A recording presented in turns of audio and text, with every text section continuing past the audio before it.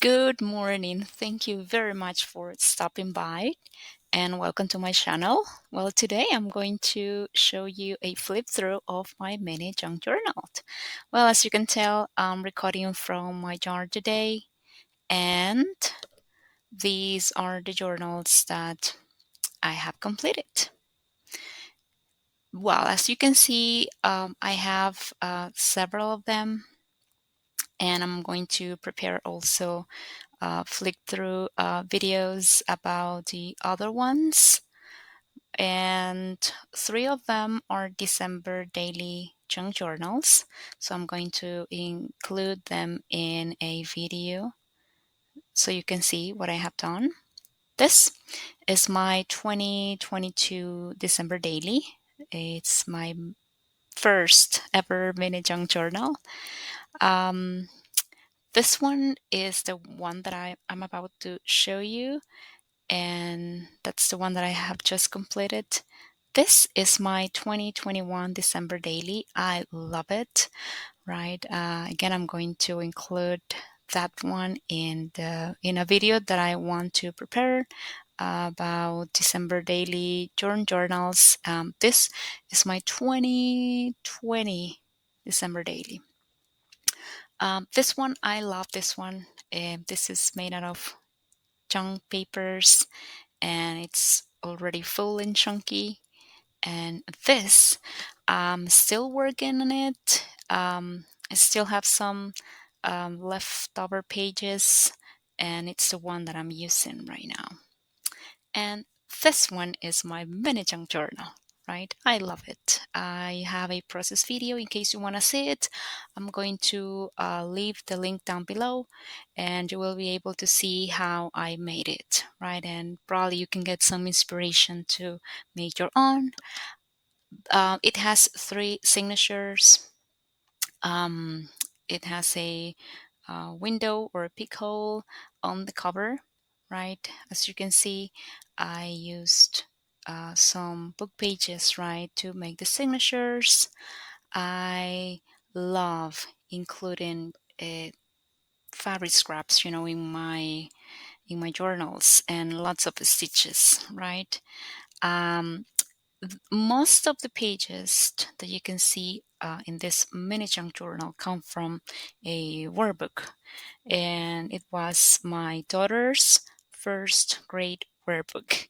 I think it is from, no, I'm sorry, I think they are from an English book textbook, and I just thought they were cute, and they were going to look great in my mini junk journal.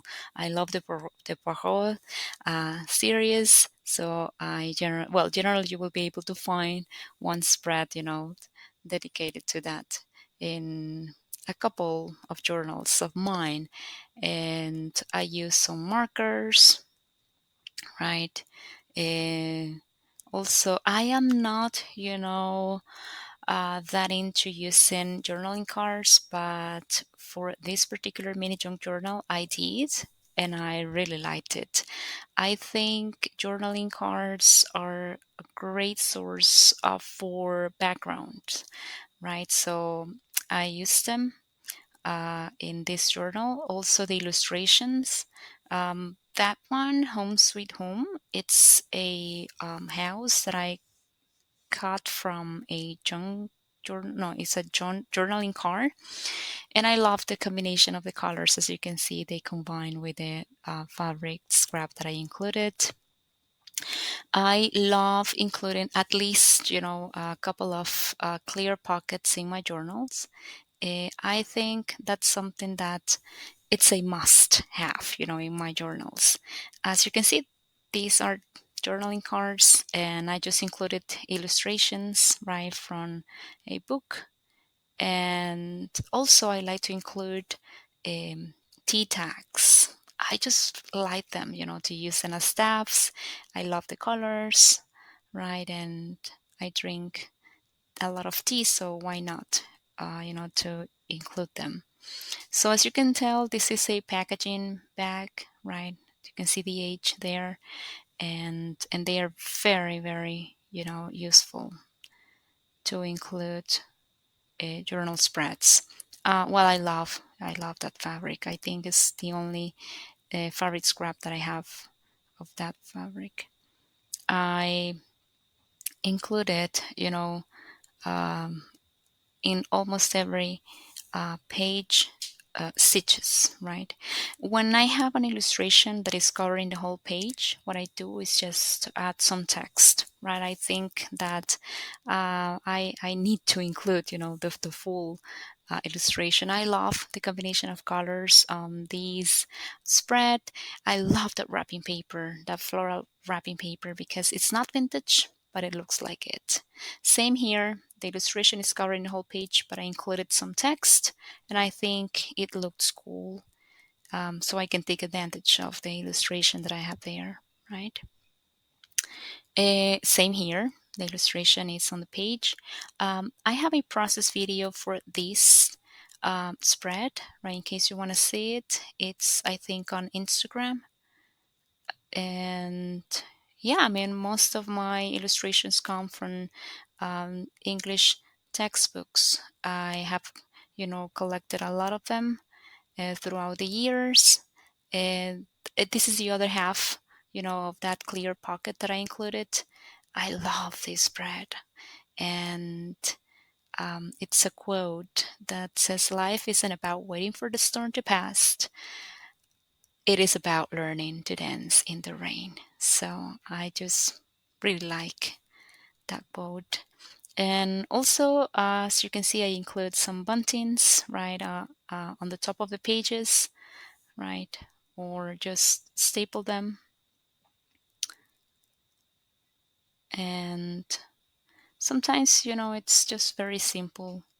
Um, I don't know, I just try to make it simple but colorful, right?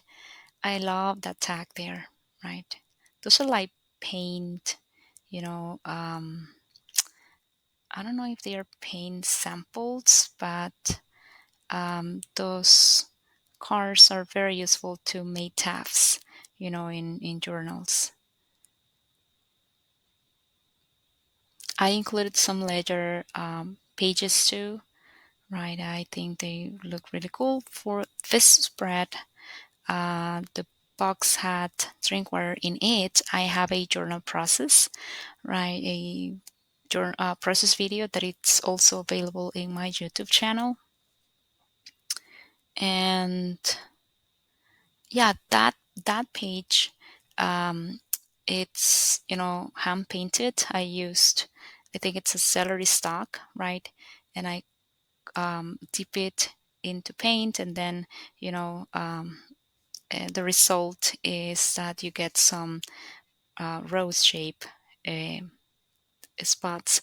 I love avocados, so I thought that label went really well with that illustration. I moved to a new city, so I documented some of the things about that. Also, I included a couple of buckets, but I don't generally use them. And that's the end, right? I can tell you that I have really enjoyed working with this mini junk journal. I think I'm going to make another one for my December daily. And again, I'm going to, record the process. So have a wonderful weekend. Thank you so much for stopping by. And